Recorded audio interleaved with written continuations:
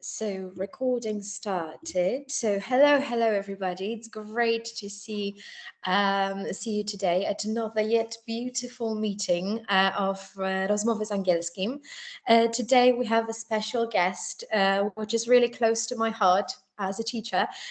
We've got Katarzyna Pelc, who is a teacher with 20-year experience. So hello and thank you for joining us. At the very start, can you introduce yourself? Tell us what you do professionally. What do you do at your work? So just a quick introduction, or maybe a long one if you prefer. Yeah, I think it's going to be rather a long one, but anyway, I will try to make it short. Well, so as you said, I have over 20 years of experience as an English teacher, but also I do a lot of international projects. I publish, I conduct teacher trainings, perhaps it would be a good idea to go back to my role as a teacher, because this is something that we need to focus on during our meetings. So yeah, how did it start? Actually, it started by accident.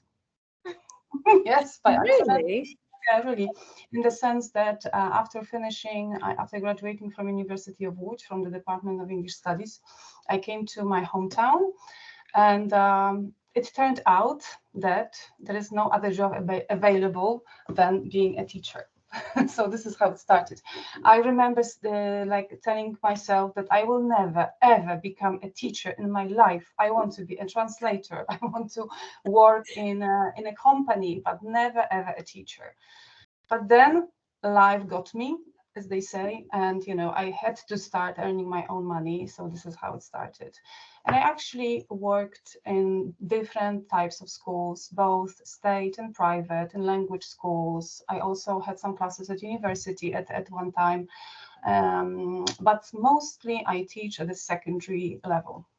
Yeah. Yeah. Yeah, so what you said is really surprising because I think I can say my story is quite the same because I never pictured myself as a teacher.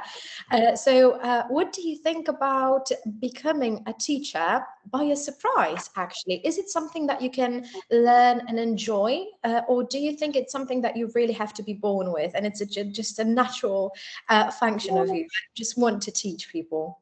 Yeah, thank you very much for this question. I think it's really important. Yes, okay, I will be more cautious. I think that generally speaking, yes, you can learn to be a teacher on condition that you really like working with people. Yeah, that would be the prerequisite. That's what I would say. And I often tell my story to my students in secondary school when they are facing the dilemma of what they should be doing in the future, which course of study they should choose, and so on. And I always tell them that sometimes you can make a mistake, or sometimes you may not be ready for a certain role, but it is possible to develop, to grow, and to become more confident. I have to share with you that I also abandoned technical college because originally, yes, I started, I think it was something like budownictwo. I'm not sure how to translate it at the moment. They wouldn't get something like that, yes. And it turned out that although I had no problems with the exams, because actually I was in secondary school, I was in a class with majors in maths and physics.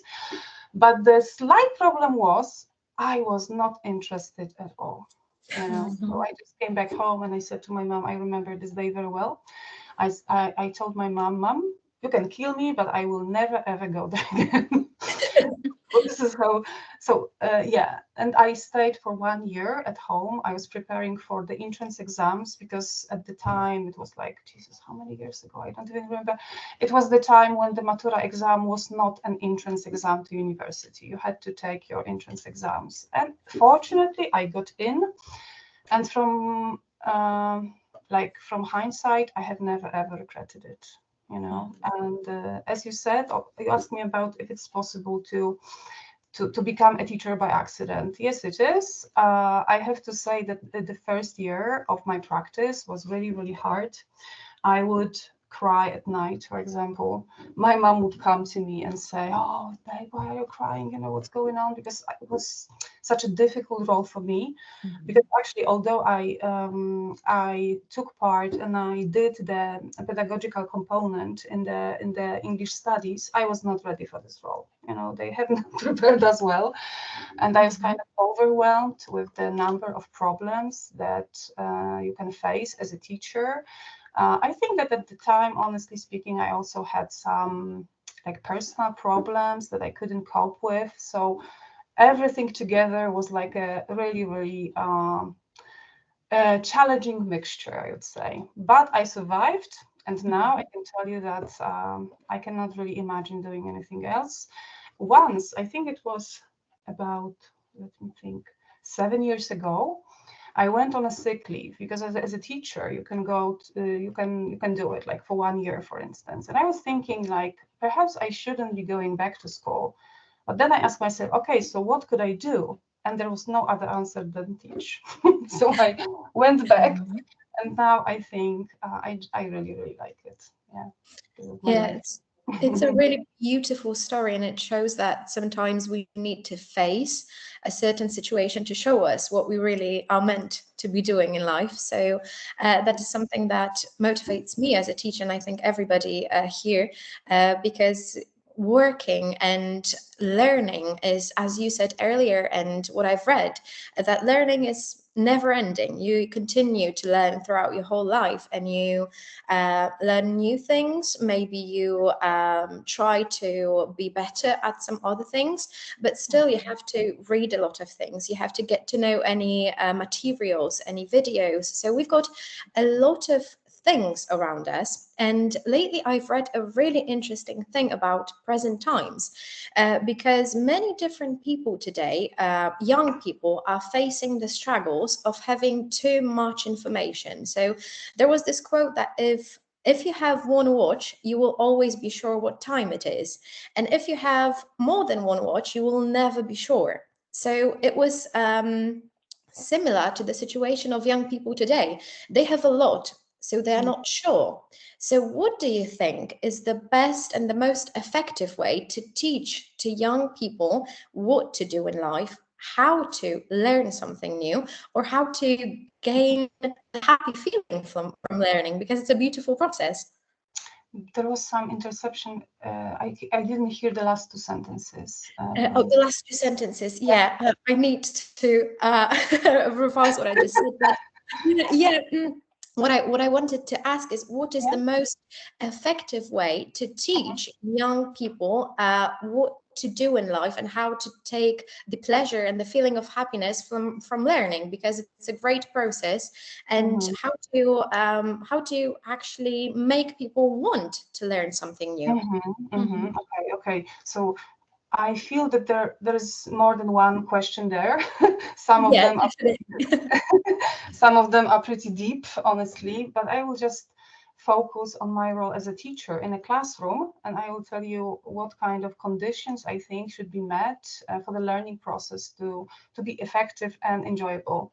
Yes. So when we talk about languages, I think that we can distinguish two kind of factors, like some factors connected with language learning itself, and also some more general, broader things that you should take into consideration. So in terms of learning languages, I think that it's really important to expose your students to authentic input.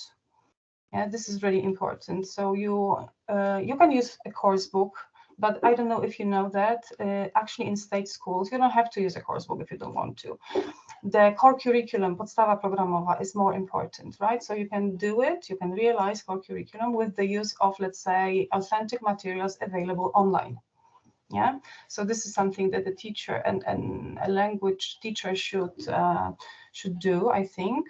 The second thing is, since learning is actually a competence, right? So there is a strong stress on the practical side of it.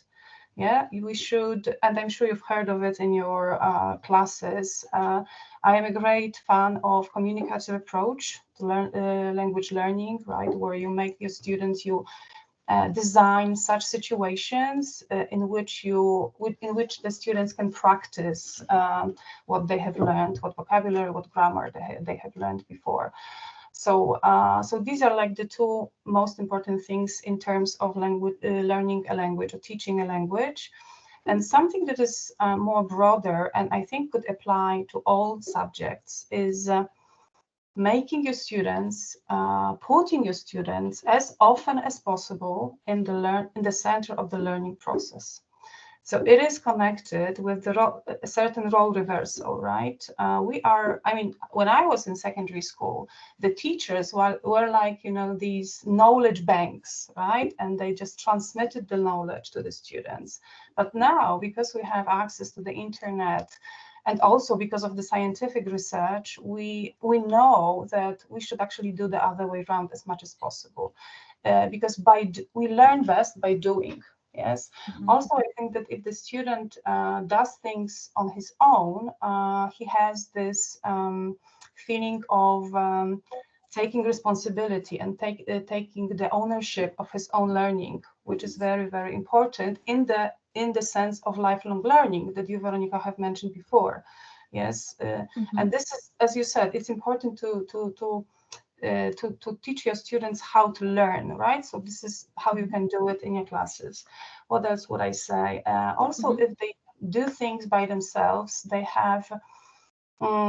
can develop inner motivation, yes, because they can make their own choices, they can be creative, and so on and so forth. I also think that, I don't know if you have heard about something that is called retrieval practice. It's like the very huge scientific pool from which you can choose specific methods and increase and make memorizing more effective in class, right? So a good teacher should be aware of that, of these techniques also. Of course, good relations is also something that stimulates learning, right? I'm sure that you remember teachers of whom you were afraid. And there is a simple link, and everybody knows that if you are afraid, you won't learn. Yes.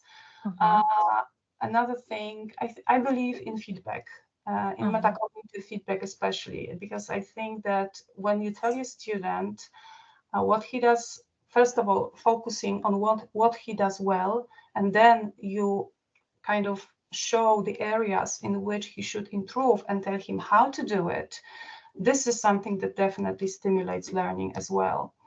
Right. So yeah, and this brings us to the question of grades, actually. Yes, and I just need to make a comment, Kasia, because you've mentioned so many things, and I was listening to it, and I thought, yes, it sounds so good, but how does that relate to reality?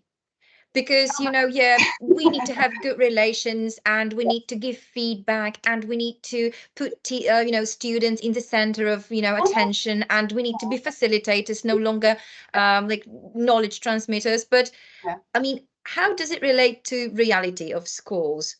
Like, is it happening? I have to refer to something that Veronica has previously said. You can do it only on condition that you want to grow and develop as a teacher. If you are ready to, I don't know, keep abreast of the latest research, keep abreast of possible trainings, you can do it. I do it, you know. So I think it's the question. This is the greatest obstacle for a lot of teachers. I think it's the kind of mentality. Sometimes, of course, yeah, I know, I don't want to say that teachers are bad or anything. They have just a lot of problems. Sometimes there are some formal restrictions, or a school is pretty conservative, right? And that it could be difficult. But I'm sure you know there are a lot of schools that work in this way, like holistically already. Yeah. So that's my answer. Yeah, so I must say that I think I'm so impressed with the answer to one question. So I have millions of more right now to give you, because I just I want to hope have. it's not overwhelming or something.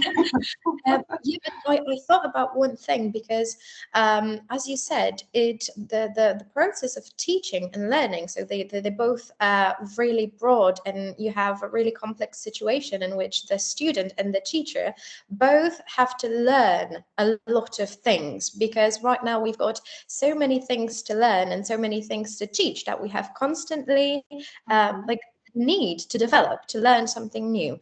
And can I say something? Sorry. No, I'm in the role of a student, actually. I think that it is impossible to learn everything. I think it is impossible to teach everything. You know, I think what we need to focus, especially now when we have such easy access to knowledge, we need to focus more on skills or competences like critical thinking, being able to select proper information. This is something that you talked about earlier also. So, because this is something that guarantees success these days, right? If there is a student who knows how to use the internet effectively, who has digital skills, who knows how to learn, he will do anything. Yeah. So I'm sorry for Yeah, interrupting. but it was great. It was great. So thank you so much. But I thought about one thing, and it's a problem that I've actually experienced as a teacher, because right now I've got a lot of students who are really creative, have a lot to say. They're just intelligent creatures that are at the very beginning of their careers and at the start of everything. But I think the problem that they're facing is the phone addiction. So each time I prepare a creative lesson and I do something great, the phone is like disturbing everything. So do you think that there is any effective method to stop them from using the phones? Because even if the exercises are great, they still want to check the notifies, like what message did I get? So they need to be kind of stimulated by the phone. So do you have any maybe suggestions of what to do as a teacher to stop that? Or can Mhm. I add something to it? Or should we stop them? Or should we utilize the fact that they are willing to work with technology? And if we can't stop them from doing that, can we incorporate technology in our lessons so that it's perhaps engaging, but for the language learning? Well, I will tell you how I do it in my classes and what I think of it. I think that, like, being fighting with this phenomenon of using smartphones and telephones is simply useless. I believe that we can use it in our lessons effectively, but the thing is also about establishing some rules of how the phones should be used in class, right? My students use phones very, very often. For example, I have abandoned xerocopying at all, because I have like a group with each of my class, and I just take either screenshots or pictures and send them the materials. So this is very, very effective. They don't have to buy 20 books. I can use whatever I want. Secondly, we also do homework with the use of our phones very often. We do the international projects in online platforms. So it's a brilliant tool. It's just I mean, if I can, when I see, and this happens, of course, when I see a student using his or her smartphone at the time when he or she shouldn't be doing this, I just tell them, stop doing this. this is not the time. And that's enough. I don't know, Veronica, what age are your students? They are from age 6 to 13. So that's Okay. So there yeah, is a different, I mean, it's a different story a little bit, yeah, yeah. So You could be a little bit anxious about, their habits, yes? Because I yeah. teach students that are 15 and older. Yeah, so they are more aware, I hope. And I guess it's also the parents' concern that, the children are attending some lessons, foreign language, lessons. And then what are they doing? Are they playing stuff on their phones? We're not paying the teachers to engage in some, games and stuff on their mobiles, right? So there's also an issue of the parents not being aware of the fact that such tools might be actually useful, right?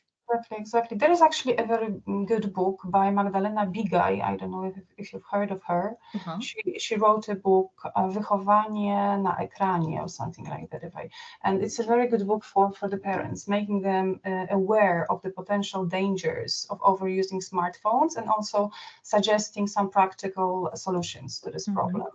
Because I think that, yes, we should cooperate, of course, yeah, with the parents too. Okay. Yeah, so that was a great answer to the concern of, I think, many teachers and many people right now, because we use phones constantly. But I would like to ask you about maybe not a problematic thing, but a really interesting one. Is that what do you think about introducing effective teaching methods of teaching a language to schools? Do you think it happens? It is a situation that we're introducing and it goes well, or do you think it's a situation that it's still really not on the point where it should be, and we're just as teachers kind of stopping it for our own feeling of safetiness? We don't want to be as expressive as we should. Okay. What do you mean by effective methods? I think for every teacher, That was, it would be Veronica, that was something a tricky question. That was a tricky A very question. tricky Yeah. question, and I have to be really cautious now. else. Yeah. Yes, I think that for many teachers it will be a different opinion, but from your perspective, so I would consider your effective methods. So you can tell me about, like, tell us about your effective methods, the ones that you prefer the most, and how is it with introducing it to your lessons, and kind of observating if it happens in different schools or on different lessons. Mm-hmm. Oh God, what can I say? I mean, teachers' autonomy in terms of using appropriate teaching methods is guaranteed by Karta Nauczyciela, Article 12. You know, so theoretically speaking, there shouldn't be no one like intruding on your freedom as a teacher. Yeah, we have to realize that. But of course, life is life, and there are different situations. The school where I work, I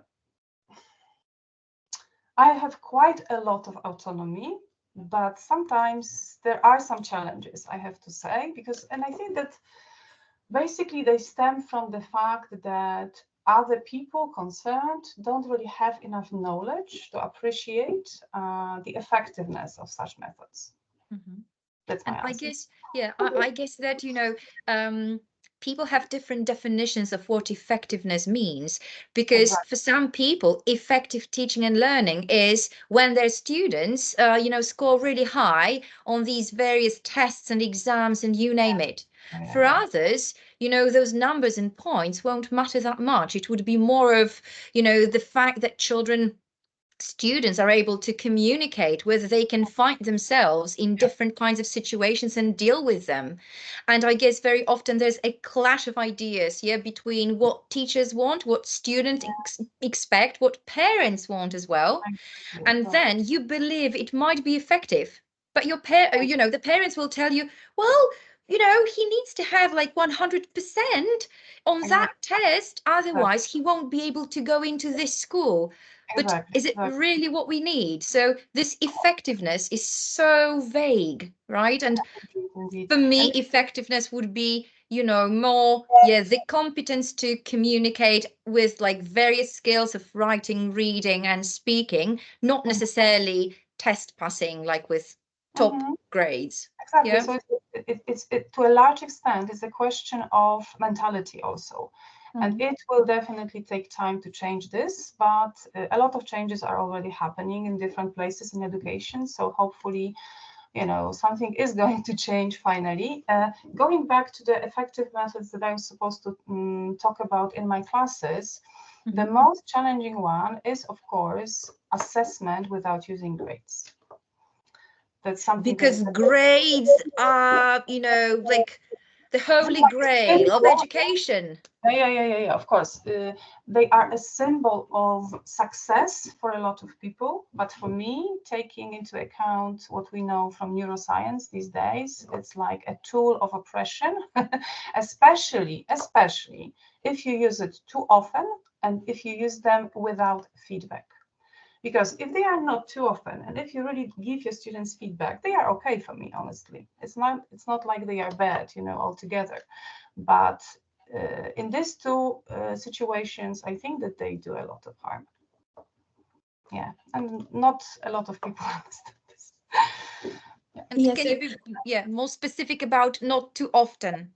I'm just curious about this one. Like, how often is it Mm. somehow beneficial to give grades, and when is it like too much?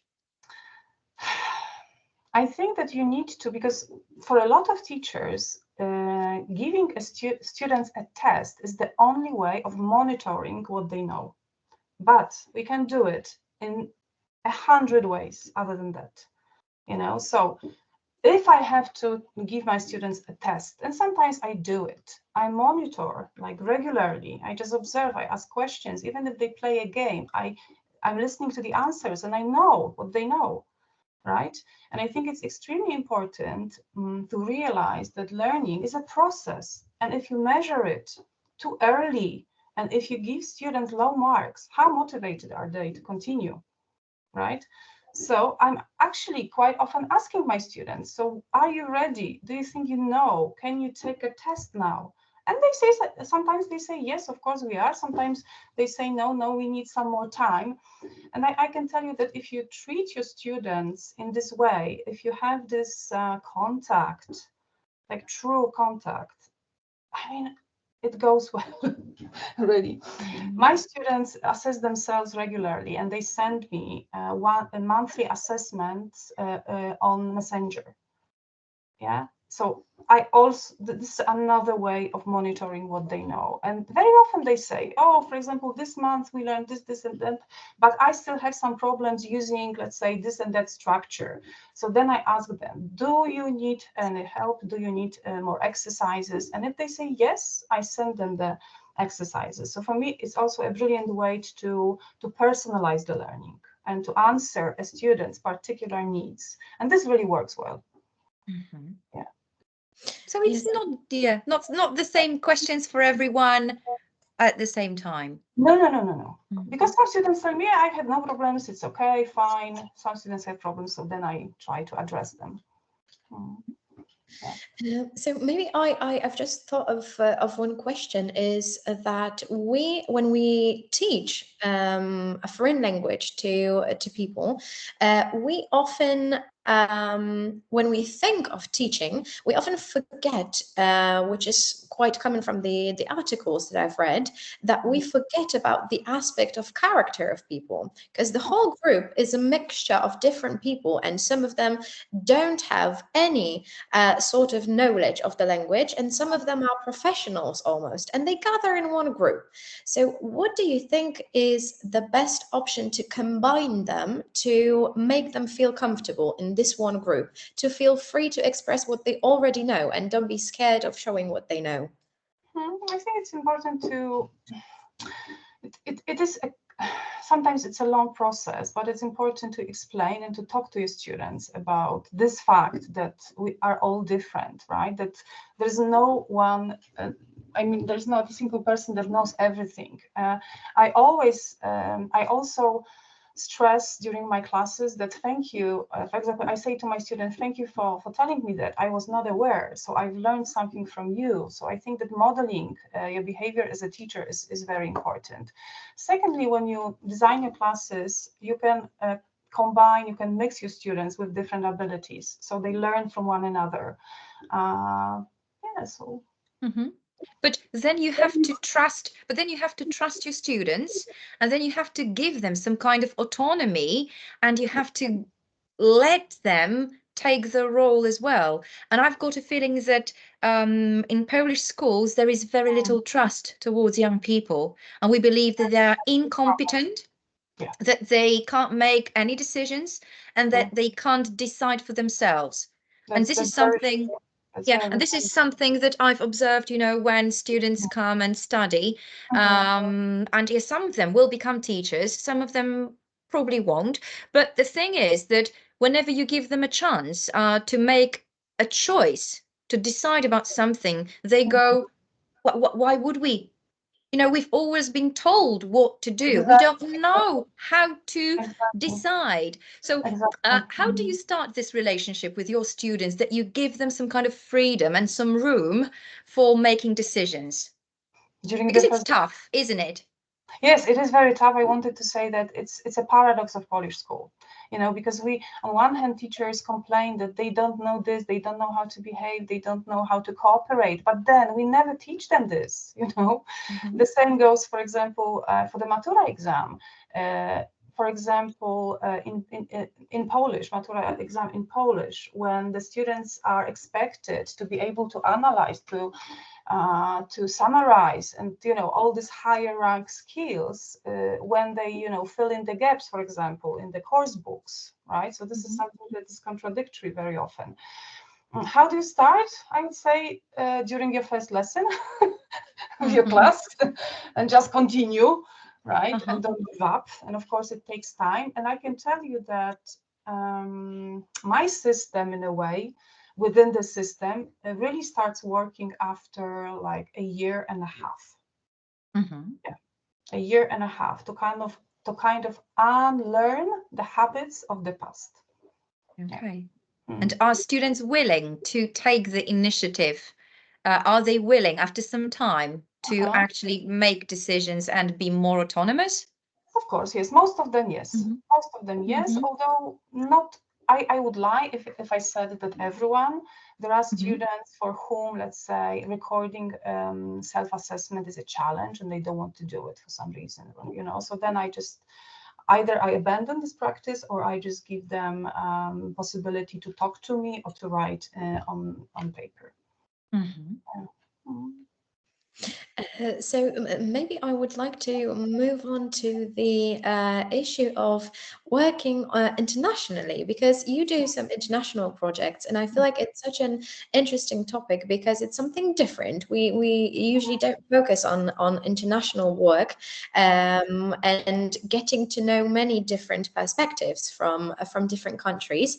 So maybe as a start, can you describe what do you do and how do the work actually looks like? What do you do there?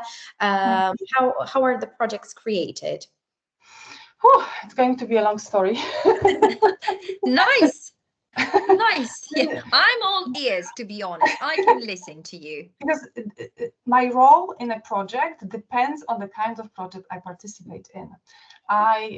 I have completed, or I'm just completing, 3 like really huge projects. One in the role of a competence trainer. The second as a teacher, writing teacher guidelines. And the third one as the teacher and students participating in a project. So which one do you want to talk about? All of them. Oh no, God, it's going to take a few hours. Perhaps I will start with connected learning, because this is something that encompasses like the greatest number of people, and both teachers and students. And there is, I love this project. I think it has a really, really huge potential. What do we do there? Okay. So first of all, my colleagues from my school, but also teachers from Katowice and Warsaw, and teachers from Iceland, we created 8 educational modules on different topics included in Polish core curriculum also. Each module is comprised of 8 lessons, different levels from A2 to C1, I guess. And the basic idea is the project that the students cooperate with, both in class and with other students like from all over the world, synchronously and asynchronously, usually asynchronously because it's impossible to combine all the time zones, right? It is a challenge. Yeah, and this is they do like project work together with the use of the latest technology on different topics. And right. what about Iceland? I've got this question about why Iceland? Why Iceland? The school that we cooperate with is one of the best schools in Iceland, in the whole Iceland, and they specialize in online teaching. So we did the project with them because we knew we could learn a lot from them. Yes, we went twice to Iceland, to their school. It's an amazing school.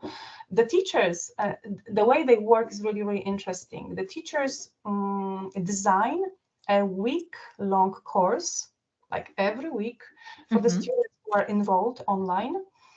And this, and the the topics are really wild, I have to say. Even one was on heavy metal and something, so they are much more open in that respect. So these teachers simply use a lot of digital tools like every day. Yeah, so we learned a lot from them. Yeah, that's why Iceland. Yeah, and can you give us some examples of the projects that students like create? Yeah, of course, hundreds. So a module on shopping, for example, they created a shop in Canva where they uploaded images and the descriptions of different objects that they would like to sell, but they had to find something at home. So it was not like they had to go to shop or anything, because we didn't want to stimulate consumption or anything. We just wanted them to practice English and using Canva, and also doing something practical. Yeah, so for example, they would sell some books, some shoes, some accessories, something that that all teenagers have at home. And then they, of course, they uploaded them because there is always this element of international intercultural cooperation and also feedback. So then they uploaded the Canva shop onto Padlet, I think, as far as I remember. And then, for example, the Icelandic students could say, okay, so I would like to buy this and that product from you. And then they had to contact, like, privately, for example, through email. They also gave each other feedback, about the shop. Yes, if it's okay.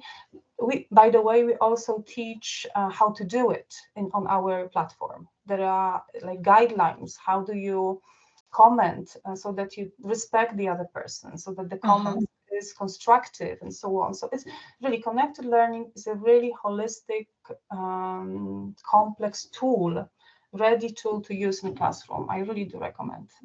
So yeah, so if we were to Google it up, and if there are some, maybe students, maybe future teachers watching this recording sometime in the future, so is it enough to Google connected learning and we'll get I to, think so, okay. Yes, I think so, yeah. I will check. Yeah, but for all those of you interested in it and such, international projects, I guess, connected learning might be the solution. I mean, Veronika, does it seem like encouraging? And Victoria, do you feel that there is some potential in doing such international project work? Definitely. It's just, I think it's amazing because it connects not only the process of teaching and learning, but also the relationship of people. We are kind of getting together, and that's from my perspective, it's great because getting in touch with a different person and learning something new, it is not only motivating, but it's just so, it's completely different experience to what I've known from schools and Exactly, studies. Veronika, exactly. Yeah. What I have to say, my students always tell me, gee, we are not bored, something is happening. And if you saw their faces when they are waiting for the reaction of the foreign students, it was like, come on, has somebody posted anything? They are so excited. So this is something that really stimulates communication. This is true communication, this is priceless. Yeah. And you mentioned that it starts from A1 or A2 level, so it's pretty basic, yeah? Yeah, exactly. The tasks are created in this way that you can also change something. It's not like, we know everything best. You can adapt some things to your own needs as well. So, yeah. And Victoria, what do you think about such a project? Unmute yourself. Yeah, okay. Well, I believe I think it's useful. I also had a teacher who we actually had a project like that when we were in primary school. I think it was fourth grade, something like that. Our school teacher, we were meant to like create a shop exactly like that, but with sweets. Okay. And we were meant to record ourselves when we were speaking and all of that. And I really liked it. And waiting for somebody to talk to us was the most exciting thing. So Yeah. I also have to say that at the beginning, for a lot of students, participating in this project was a bit of a challenge, exactly because of this, that they are not used to performing in front of other people or recording themselves or speaking in public. So all the problems of the Polish education system, you know, came out. Yeah, and it was really hard for some of them to step out of the comfort zone. Yeah, so I had to do some coaching there also. But you could see, this is something that I really love, the feeling of success and the feeling of satisfaction when they finally did it. You know, really priceless. Yeah. And did they expect any grades No, for it? no. So Not yet. satisfaction was enough? Exactly. Satisfaction of your own learning process. Yes, it is enough. And it's proved scientifically as well. And it is the only condition for learning for yourself. Yeah. Yeah, and actually, I think it kind of shows that you can learn unaware that you're learning because you have fun. You just Exactly. go there and see some stuff. You just look at those things and think, well, that's so great. I'll talk to some people, and it doesn't matter what I will do. I'll just express myself, and that's what matters. And I think that's what education should be about. And it's great that we have such projects that introduce those things. And what do you think about, because this is kind of maybe not the same topic, but we've got many different apps like Duolingo. They work internationally and they help to teach language. So they kind of take the work from us teachers. So what do you think? Does that kind of project help the teachers, or does it kind of make it more difficult because the students have to do something else? Another hard question or provocative question, honestly. Of course, the answer is no. I don't think that teacher's role is threatened in any ways by this kind of applications. Honestly, actually, I don't appreciate Duolingo at all. I'm actually studying Swedish a little bit, and I used to use Duolingo, and then I realized it's like it uses algorithms, and I was repeating some stuff over and over again on the basis of 2 sentences, you know. So it was really funny. I actually think that Mondly is much better if you want to, you know, improve your language or study at home with the use of applications. So, you know, the teacher's role is to recommend. You know, you cannot say no, don't use it, because, you know, it's. I mean, the students will do that anyways, right? The thing is to advise the best tool possible. That's all. Yeah. And obviously, we're not advertising any of these Yeah, tools. We're not being paid for it. We're just mentioning them for educational purposes. Exactly. Right. But I've got one question about, like, you know, grading and motivation, because I guess that this is one of the most important aspects of teaching and learning. Most of us believe that in order to learn, you need to get a prize, right, for it. I mean, you need to give, you need to be given a grade. And I guess that whenever I ask my students to do something that is, let's say, not falling into this core curriculum, a lot of them ask a question like, what will I get for it? And I'm like, well, I mean, do you need to get anything? I mean, you need, well, you'll get your satisfaction. It'll be some kind of sense of achievement. Why do you expect me to give something to you? And I mean, how does it work in secondary schools when students or parents ask for the grades? How do you tell them, or how do you, like, explain you know, those intricacies of like grading and motivation to them? Because I guess that the mentality is so ingrained, yeah, in our brains, that, you know, we can't just get out of this box that we've been put into so many years ago. So how do you approach the students and parents that definitely need a grade? How do you prove them wrong that we don't need the grades? I have never been in a situation. I mean, I never force, and I think we should never force. That's the first rule, right? Because it won't work if you force anything. Whenever I start, whenever I'm giving a class and I start working in my own like system, I send an email to parents saying, you know, what are the the scientific, the formal like basis for what I do in class. I try to explain why it is useful for the students. I talk about inner motivation. I talk about the, reducing the level of stress, because this is something that a lot of students experience these days. And I ask them if they are okay with it, or if they would like me to give grades. It has never happened to me that one parent would say, no, I want a grade. So it's the question of using appropriate arguments. And also, I think I also sent some surveys later to parents and ask them, for example, do you feel that your child goes to English classes with pleasure?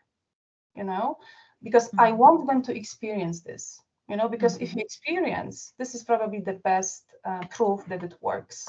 Because this is something new, right? As you said, our mentality is pretty old in that respect. So if you show a parent that it works, that that his or her child, is actually effectively learning a language without fear, and he likes going to classes. I mean, what a reasonable parent would want more? I think, yeah. That's my answer, yeah. I mean, yes. So, I mean, this definitely works with people that are interested in reading all the the research or the information that you're sending to them, because there might be some people that will be saying, well, I'm not interested in what you've read. I mean, the articles. Yeah, I need my son to have fives all the time. I don't quote articles. No. I don't quote articles, because I think that would be like too much for, kind of ordinary people, let's say. Yes, I don't want to, of course, offend anybody or anything. Yeah, but it just, if you let them experience, and if they see the child is happy and knows what he should know, it's okay. If I had a parent like that who would say no, honestly speaking, I don't think that it should be a competence of a parent to decide how I should teach, because this is my competence and I have it guaranteed by the law, actually. But if you are in a school where you cannot do it for different reasons, I would just, I would not go into discussion with such a person, because probably whatever I say, I will not convince this person. I will just leave that person alone, Right. Yeah. That's what I think. Yeah, so I think with the grading is that me or Victoria, we've got quite present experience, because we still I think the generation of people who experienced the slight change of teaching, but we still experience the grading while learning a foreign language. And I think that for me it was something that kind of made me think that why should I be graded for something that none of us are actually professionals at, because we need native speakers to say, well, you do great, you know the language, because we're all constantly learning the language, it's evolving, so it's a process of so I think that what is great about giving the opinion is that it shows the real progress of learning. And what do you think about children who, because there are some different types of characters, and having the achievement of learning, they need some kind of assurance that they know something. So if a child gets a 6 or if it gets a 1, they are motivated by the grade. So what do you think about the child who will get the descriptive opinion that they would feel kind of unmotivated because what someone just said something? So what do you think is the way to make them feel as motivated as the people who prefer such opinion? Okay, constructive feedback. Yeah, how to give constructive feedback? Yeah, this is quite a good question.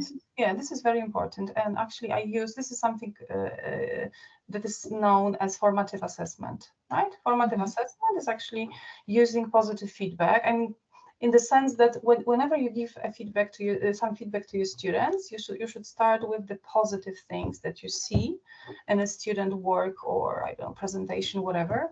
Then you say, because you cannot pretend, right, that if there are some problems, you just omit them or something. No, you tell them which areas they should work on more, and you also tell them how they should do it, and everybody accepts it. It's also important to talk to your students about the fact that everybody makes mistakes and that we learn through mistakes, right? So excessive grading without feedback is like penalizing students for making a mistake and preventing them from further development. This is how I see it. Mhm. And I guess it's also associated with stress. Yeah. Yeah, So, very much, of course. and but many people say that, well, they need to experience stress when they're young right now, because, they will be stressed throughout their lives. Let them like get used to the stress. Why isn't it the best, approach? Well, I can only refer to scientific research. For example, Professor Marek Kaczmarzyk talks about it like really, really a lot, that if you expose a child too early to excessive stress, there are a lot of dangerous consequences to their psyche, to their emotions. So no, I don't really subscribe to this point of view, honestly. You should do it perhaps later on, but also not in the sense that they should be threatened or afraid of making a mistake, right? Perhaps they should be challenged with doing something, like stepping out of their comfort zone. This is something completely different. And also if you support them on the way, right? But still they try to do it. This is positive for me. But penalizing your students with a grade for not knowing something at the time when the teacher wants him to know is a mistake. Yeah. Like a crucial one. Yeah. Yeah, kind of. And if I could ask one more question about potential teachers. So you entered into this career, not having planned it at all, right? So it was a complete surprise. But if some teachers or if some students believe that they might become teachers, what pieces of advice would you give them, on how to start working, and like what is the most challenging about teaching and how to prepare for it? Because obviously you've mentioned that you had your studies, you've been prepared for teaching, and then theory didn't equal practice, because what you've been taught didn't actually add up to, what happened in schools, right? So how can you like help future teachers to perhaps become more realistic? Like, what do they need to be prepared for, so to say? What challenges will they be facing? Well, of course, they need some knowledge from their studies, right? Because they need to know how a language is learned in the best way. Yes, so this is something that they have to get from their studies, definitely. But I think that the key is to be adaptable, to be open to people's needs, especially your students, and yeah, to be flexible and to gain as much knowledge as possible of the latest solutions. Yeah. Right. So I think because the Sorry, my question. cat's on the desk. Yeah. Oh, yeah, a cat. Yes, and we've got one more obviously. guest. A guest. Yeah. Yeah, so I wanted to ask because lately I've heard a couple of opinions that being a teacher, and especially a language teacher, is something that you have to be quite expressive at. So you just have to have the natural feeling of speaking, of feeling free when you talk to somebody. But I've heard that some teachers said that you can't be that open because it might be too friendly, and then the student won't like to work with you. So what do you think about being open and about being your true self as a teacher? Is it worth it, or should we really just kind of, get it right? I think that being too friendly to your student is not a good idea, in the sense of, crossing this delicate border, right, and becoming a friend and showing that you really care or something. Yes, I mean, of course we should care, but a teacher should be a teacher still. Your main role is basically to teach, and teach in the way that is the most effective, and and taking into account all the factors that I talked about earlier, right? Of course, you should always I always make it possible for my students to reach me whenever they want. Yes, and I sometimes get like on Messenger some message asking me for some extra exercise or something, and it is okay, you know, because still it's about teaching. But I don't talk with my students like about their personal problems or something like that unless I see there is something really visible and it obstructs or it hinders the learning process. Then I talk to them, but like in private. Yes, and if the problem is bigger, I refer them to school counselor or head teacher or whatever. Right. So you don't become the psychotherapist or anything. No. Yeah. You just. One student in my class, in one of her monthly assessment, told me that, you know, you are this kind of teacher that actually teaches us a lot. We are not afraid, but you are not like, you know, a friend. And that was the greatest compliment, one of the greatest compliments I have ever got from my students. And the second one I can tell you was actually from my daughter. My daughter is almost 15, and she sometimes, well, she often sees how I work, what I do. And when I was listening to one of the assessments of my students, she said, "Wow, Mom, you are really listening to them." You are really listening to them. The best compliment ever. Yeah. So and I got interested into like listening to students' assessment. So are they recording themselves talking about their own learning or achievements? Yes, they have to answer. How does it work? I will tell you. They have to answer 3 questions. The first question is, what have I learned this month? What was difficult? And which points in the core curriculum have we covered? Because they have the core curriculum printed and like glued in their notebooks. Because I think that they should also track their own learning process in terms of core curriculum. You know, this is a document that they could be using as well. They have to know, you know, what we did, how much is left. And this is something that I do recommend if you teach without grades, because this is a good way to show parents, to show students that this is not like, you know, having fun and, you know, not doing the curriculum. It's quite the opposite. Right. And sometimes I get like 10-minute long assessments, you know. I can always also see how they develop, you know. The first, when I started practice in the first class, the assessments are like minute or 2 minutes long, but then they extend to 8-10 minutes. And I really enjoy it because I can see how they grow as learners, how they analyze what works for them. Sometimes they tell me, "Oh, you know, this game that we played was really good, but this was bullshit," you know, and then I know that it was not a good thing, and then I can like skip it next time and so on. But so there is this element of like self-reflection. It's not that you tell them what they've learned, it's actually they monitor themselves. And this is what I tell them, that, you know, I can give you a mark, but I will never know what you know. It is you who knows it. Yeah. Yeah, and this is also a way like of reversing this negative influence of marks, because marks go the other way. The teacher kind of tells you, you know, your knowledge is like 4, right? And you can say, no, I don't think so. I think I know better. Yeah. Right. Victoria, do you have any questions? Because I see that, we'll be finishing soon. Yeah. So do you have any questions?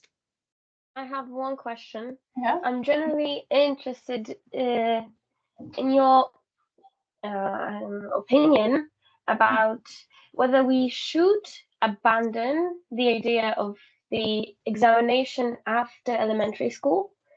Does it really serve any purpose, or does it just exist for the students to be in the system? It's a very, very complicated issue. It's a very complicated issue. I don't think that I can answer this question, because, you know, I can answer it, but then the whole system topples then, you know, so we cannot like get rid of such an important element now in the system without any consequences. But in a perfect world, in a perfect education system, I don't think that letting students into secondary schools only on the basis of such test is a good idea. I think there should be other components as well. You know, test, okay, that could be one part, but there could be more. That's my answer. Mhm. Yeah, so maybe I will ask one question, like to kind of summarize, because coming back to the beginning of what we said, because you said you, when you became a teacher, you Mhm. struggled. It was a hard time.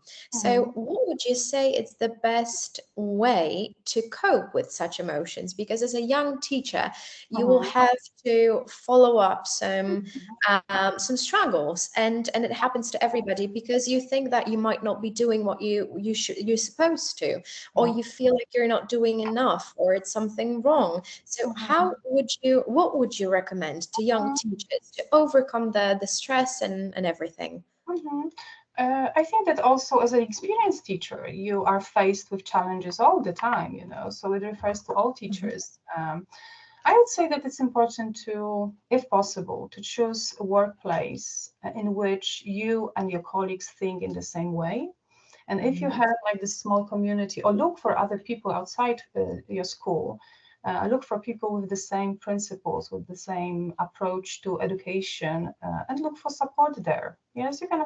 If you have a good school counselor at your school, it's also a solution to go there. For example, I was actually recently talking to school counselor about my problems, actually as a teacher too, and but it's more. I think I mean, it's not only about teaching.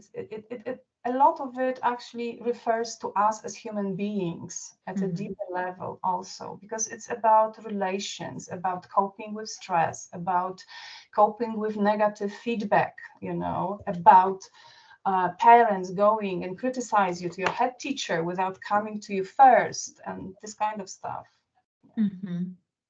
Right. So get So some help. we've been exposed to so much stress before, and well, we still have problems coping with stress. So apparently the technique doesn't work, right? Yeah. The more stress you know experience, the better you become at coping with it. It doesn't work like that. Yeah, a lot of stress gives you more stress. So yeah, Indeed. we I mean, definitely. sometimes you can cope with some relatively small amounts of stress, but if it lasts too long, or it's like too often, there are always negative consequences, and you just have to Right. look for some help. That's what I think. Okay. And I guess, yes, I guess, Veronica. So I think if anybody has some questions, so you can just like raise your hand or anything. And if we don't have any more questions, I think we're kind of supposed to wrap it up. But the talk was so great, and I feel like it has so much value these days to talk about such important issues. So thank you so much for answering all of our questions, and everything that you said was just so amazing, and thank you so much. So it was a great talk. Thank you. Much Yeah, appreciated. Yeah. thank Yeah. you very much as well. I really appreciated our discussion, because we touched upon so many important issues, and you were really good and interesting partners in our conversation. So thank you very much. Yeah. Yes. So it's been a pleasure.